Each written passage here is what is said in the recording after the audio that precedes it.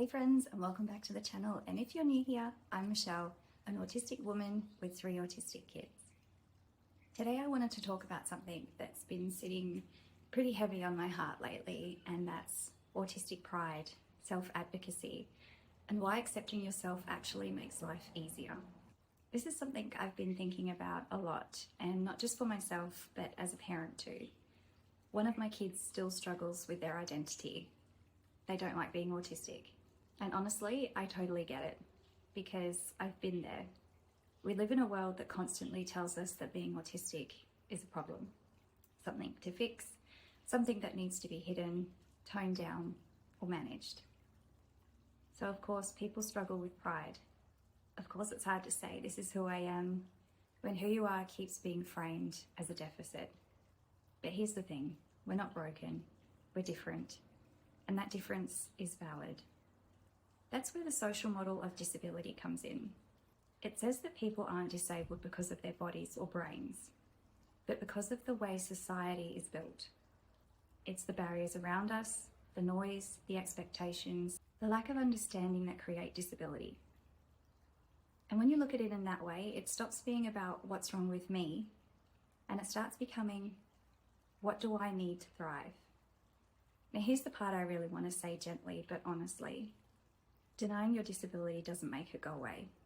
It just makes it harder to live your life, because when you're constantly pretending to be something that you're not, by masking, hiding, pushing through it, it chips away at your energy, your confidence, and your sense of self. It just makes it harder to live your life. I've done it, and I've masked so hard that I forgot what I actually enjoyed. I've pushed myself into burnout trying to be normal, and I've seen how much it hurts, especially when my kids do it too. Accepting that you're autistic isn't giving up, and it's not saying I can't do anything. It's saying, this is how my brain works, and that's okay.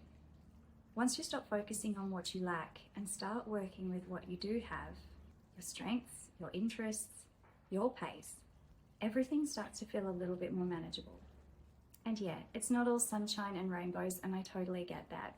There are still struggles, there are still hard days, but you stop wasting so much energy trying to be someone else. And that energy can go into building a life that actually fits you. Autistic pride doesn't mean ignoring the challenges. It just means saying, I exist and I matter exactly as I am. You don't have to do things like everyone else to feel worthy.